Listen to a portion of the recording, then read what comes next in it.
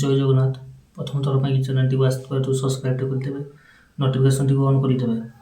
ତ ଆଜିର ଗୋଟେ ନୂଆ ନୋଟିଫିକେସନ୍ ଆସିଛି, ଯେ ନୋଟିଫିକେସନଟି ମୁଁ ଆପଣମାନଙ୍କ ପାଇଁ ସେୟାର କରିବି। ତ ଏହି ଚ୍ୟାନେଲ ମାଧ୍ୟମରେ ଆପଣମାନେ ଭିଡ଼ିଓଟିକୁ ଶେଷ ପର୍ଯ୍ୟନ୍ତ ଦେଖନ୍ତୁ ଏବଂ ନୋଟିଫିକେସନଟି ମଧ୍ୟ ଜାଣନ୍ତୁ।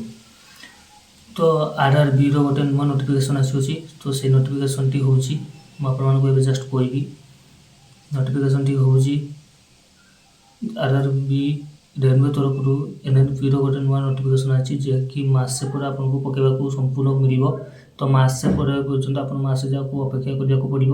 ତ ସେଇ ମାସେ ଭିତରେ ଆପଣଙ୍କର କୌଣସି ଡକୁମେଣ୍ଟ କିମ୍ବା ସବୁକିଛି ଆପଣମାନେ ଜାଣିବା ଦରକାର, ନହେଲେ ଆପଣ ଠିକ୍ ସମୟରେ ଆପଣ ସେ ଜିନିଷଟିକୁ ପକାଇକି ସମ୍ପୂର୍ଣ୍ଣ କରିପାରିବେ ନାହିଁ। ତ ଆପଣଙ୍କୁ ପ୍ରଥମେ ଡକୁମେଣ୍ଟ ଜାଣିବା କଥା। ତ ସେଇ ସବୁ ଡକୁମେଣ୍ଟ ମୁଁ ଆପଣଙ୍କୁ ଦେଖେଇବି। ତ ଚ୍ୟାନେଲଟିକୁ ଯଦି ନୂଆ କରି ଆସିଛନ୍ତି ତ ସବସ୍କ୍ରାଇବ୍ଟେ କରିଦେବେ ଏବଂ ନୋଟିଫିକେସନଟିକୁ ଅନ୍ କରିଦେବେ। ତ ଚାଲନ୍ତୁ ଡକୁମେଣ୍ଟଟି ମୁଁ ଏବେ ସେୟାର କରିବି ଆପଣଙ୍କୁ। ତ ଏବେ ଦେଖିପାରୁଥିବେ RRBର ରିକ୍ରୁଟମେଣ୍ଟ 2024 ବାହାରିଛି। 1/26ର ନୋଟିଫିକେସନ୍ ଆଉଟ୍ ଆପ୍ଲାଇଟା ଅନଲାଇନ୍ ଫର୍ମ। ଏ ଫର୍ମଟି ଅନଲାଇନ୍ରେ ଅଛି। ତ ଆପଣମାନେ ଦେଖିପାରୁଥିବେ କେମିତିକା କ'ଣ ଅଛି। ତ ତାପରେ ମୁଁ ଆପଣମାନଙ୍କୁ ଦେଖାଉଛି ଏବେ ଜଷ୍ଟ, ଆପଣ ଦେଖିବେ କେମିତିକା। ତ ଆପଣ ଏ ୱେବସାଇଟ୍କୁ ଯିବେ, ରେଲୱେ ଗଭର୍ଣ୍ଣମେଣ୍ଟ ଜବ୍ର ୱେବସାଇଟ୍ ଅଛି। ତ ଏଲିଜିବିଲିଟି କ୍ୟାଣ୍ଡିଡେଟ୍ର ଏଜ୍ ହେବା ଦରକାର 18ରୁ 30 ବର୍ଷ। 1 ଜୁଲାଇରୁ 2024 ଯାହା ମଧ୍ୟରେ ମାନେ 18ରୁ 30 ବର୍ଷ ହେବା ଦରକାର। ତ ଏଠି ଆପଣ ଜାଣିପାରୁଥିବେ ଇଏ ଫର୍ମଟି ଆପ୍ଲାଇ ଡେଟ୍ ଅଛି କେବେ ନା 14 ଜୁନରୁ ଆପ୍ଲାଇରେ, ମାନେ ଆପଣଙ୍କ ଡେଟ୍ ପଡ଼ିବ। ମୁଁ ଆପଣଙ୍କୁ କହିଦେଉଛି ଆପ୍ଲାଇ ଡେଟ୍ଟା ଅଛି। ହଁ, ଷ୍ଟାର୍ଟିଂ ଡେଟ୍ ଆପ୍ଲାଇ ହେଉଛି 15/5/26ରୁ, ଲାଷ୍ଟ ଡେଟ୍ ହେଉଛି 14/6/26। ତ ଆପଣ 15/5/26ର ଡେଟ୍ରୁ ଅଛି। ମୁଁ ଏବେ କାହିଁକି ଭିଡ଼ିଓ ବନେଇଛି ନା ଆପଣମାନଙ୍କ ପାଇଁ, ଆପଣମାନେ ଜାଣିବା ଦରକାର ଯେ ୟା ପାଇଁକି କ'ଣ ଏଜ୍ର ଲିମିଟ୍ ଅଛି, କ'ଣ କ୍ରାଇଟେରିଆ ଅଛି, କ'ଣ ସବୁ ଜିନିଷ ଲାଗୁଛି। ତ ସେଥିପାଇଁକି ଆପଣ ଏଠି ଏଇ ଜିନିଷଟା ଆପଣ ଏଠି ଆରାମସେ ବୁଝିପାରିବେ। ତ ଆପଣ ନ ବୁଝିକି ସେଥିରେ ଆପଣ କିଛି ପକାଇବାକୁ ଫର୍ମ ଗଲେ ବହୁତ ଅସୁବିଧା ହେବ।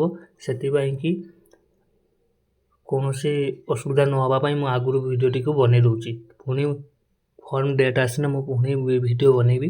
ତ ଆପଣମାନେ ଏଇ ଭିଡ଼ିଓଟାକୁ ଦେଖନ୍ତୁ, ଭଲସେ ଜାଣନ୍ତୁ କ'ଣ କୌଣସି ଲାଗିବ। ତ ଆପଣଙ୍କ ସାଲାରୀ ମଧ୍ୟ 15-19 ହଜାରରୁ ପାର୍ ମନ୍ଥ ରହୁଛି। ପୁଣି ଇନକ୍ଲୁଡ଼ ହେବ 7-8 ପେ'ର ଇନକ୍ଲୁଡ଼ ହୋଇପାରିବ। ପୋଷ୍ଟ ନେମ୍ ହେଉଛି ଆସିଷ୍ଟାଣ୍ଟ ଲୋକ ପାଇଲଟ। NNPର ଅଛି 11,127ଟି ପୋଷ୍ଟ ଫାଙ୍କା ଅଛି। ତ ଆପଣମାନେ ଭିଡ଼ିଓଟିକୁ ଦେଖନ୍ତୁ ଏବଂ ନୋଟିଫିକେସନଟିକି ଭଲସେ ଦେଖି ଯାଞ୍ଚ କରନ୍ତୁ, ଜାଣନ୍ତୁ। ଆପଣଙ୍କୁ ଏଜ୍ ଲିମିଟ୍ ଦେଖନ୍ତୁ, ଆପ୍ଲିକେସନ୍ ଫ୍ରି ରହିବ ଅଛି ଦେଖନ୍ତୁ। ଏତେ ମଧ୍ୟ ମେନସନ୍ ହେଇନାହିଁ, ତ ହେଲେ ମୁଁ ଆପଣଙ୍କୁ ଦେଖେଇଦେବି। ତ ଆରାମସେ ଭିଡ଼ିଓଟିକୁ ଦେଖନ୍ତୁ କେମିତିକା। ତ ବର୍ତ୍ତମାନ ଏଇ ସର୍ଟ PDF ଉପରେ ଅଛି। ଆପଣମାନେ PDFଟିକୁ କ୍ଲିକ୍ କରିକି ଦେଖିପାରିବେ ଆରାମସେ। ଭିଡ଼ିଓ ଦେଖିବାକୁ ହେଲେ ଆପଣ ଚ୍ୟାନେଲଟିକୁ ସବସ୍କ୍ରାଇବ୍ କରି ରଖନ୍ତୁ ଏବଂ ନୋଟିଫିକେସନଟିକୁ ଅନ୍ କରି ରଖନ୍ତୁ। ତ ନେକ୍ସଟ ଭିଡ଼ିଓରେ ମୁଁ ଆପଣମାନଙ୍କୁ ଦେଖେଇବି କେଉଁ ନୋଟିଫିକେସନ୍ ମୋ ପାଖକୁ ଆସିଛି। ମୁଁ ସେଇ ନୋଟିଫିକେସନ୍ ଆପଣମାନଙ୍କୁ ସେୟାର କରିବି।